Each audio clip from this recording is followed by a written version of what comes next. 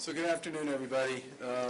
Let me start first of all by saying that the Lieutenant Governor and I walked through the folks that were waiting outside to come inside when we came in today, and we got asked if we were here to get our shot. And both of us just want to make very clear that we are here today not to get our shot because we're not eligible yet, but we're here to celebrate the people who are here getting their first dose. First responders, EMTs, nurses, doctors, healthcare workers who deal with COVID all the time. I also want to thank Rep. Barros and Senator Feeney for joining us today. It's good to see you guys. And I especially want to thank the Crafts for, once again, stepping up to be part of the solution as we work our way through COVID here in the Commonwealth. I also want to thank General John Kelly from Transformative Health. Where are you, General? I also want to welcome you back to the great Commonwealth of Massachusetts. I hope that means you're now a Patriots fan and not a fan of the Washington football team. And I want to thank Transformative Health for all the work that they're doing here as well to set this site up and for being with us today. It's also great to be here on a special anniversary for the Kraft family because today marks 27 years since the Crafts became owners of the Patriots. And I think we all know that the rest on that one is history. And I really look forward to the point in time when those seats will be filled again. And I'm really hoping that isn't that far away.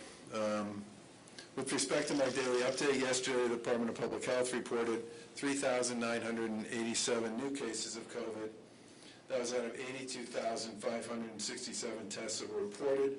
We're now over 12.5 million tests conducted here in the Commonwealth.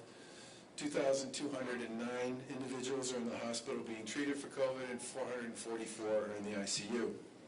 On vaccines, at the end of the day yesterday, 825,650 doses have been shipped to providers.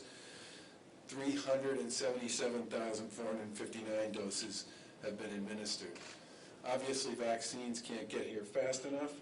The healthcare system is making progress on vaccinating frontline healthcare workers, long-term care residents, and long-term care staff, in addition to first responders. And today we're moving ahead with the process of including all groups in phase 1 of the state's vaccination plan, including home healthcare workers, non-COVID and non-COVID facing healthcare workers. These groups are now eligible to receive vaccines starting today.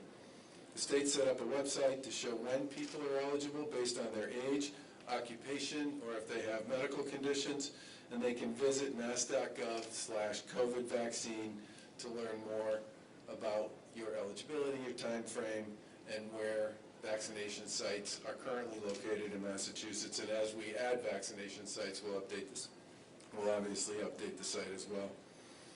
If you're eligible, you can make an appointment on that site at a vaccination site near you using that map on the website. And as I said before, it's at mass.gov, COVID vaccine map. That's how the process for testing sites has been working, so that many people should at this point be familiar with it. Phase 1 represents what we call our commitment to preserving our healthcare capacity and protecting some of the most vulnerable residents here in the Commonwealth and making sure we have an equitable distribution process. We currently have over 150 vaccination sites in the Commonwealth, including first responder vaccination sites, with more to come online next week. That includes 2 mass vaccination sites, this one here in Gillette and the one at Fenway Park, which will open on February 1st. These sites obviously can serve a critical role in getting a large number of vaccines out in an efficient way to eligible groups. The site at Gillette opened up for all eligible phase 1 groups on Monday, and since they opened, nearly 2,000 doses have been administered. It won't be long before this Gillette site will be administering 5,000 or more shots per day. Again, eligible individuals can book their appointments through the state's vaccine location map at mass.gov COVID vaccine map. The Commonwealth will keep opening more sites in all regions of the state to make sure that everybody has access to a site that's convenient to them and safe for everyone. As I said, there are currently 150 vaccine sites up and running in different places.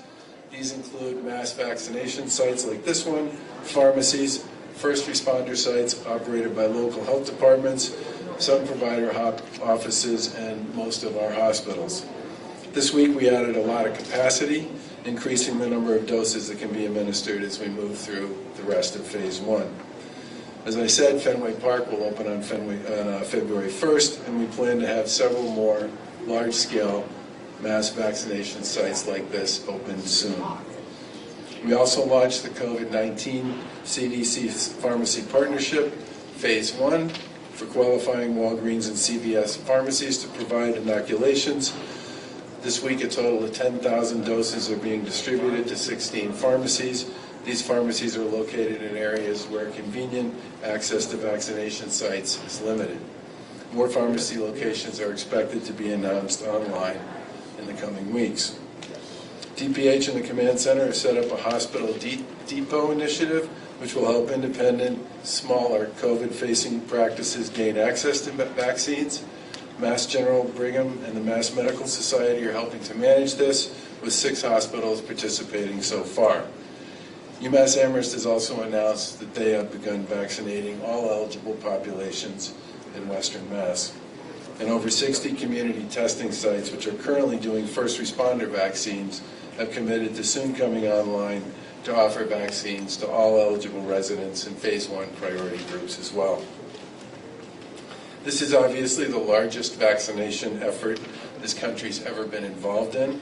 We're working with a number of partners to expand our sites as quickly and as safely as we possibly can, recognizing that we still don't have quite the window into the federal distribution plan as we would like, but we're hoping and anticipating that will be resolved shortly by the new administration. Obviously, that is a big part of how we plan and think about site locations, site capacity, and our ability to continue to work our way through the phases of this vaccine rollout plan. And as I've said before, the latest information on the vaccine rollout is always available at mass.gov COVID vaccine.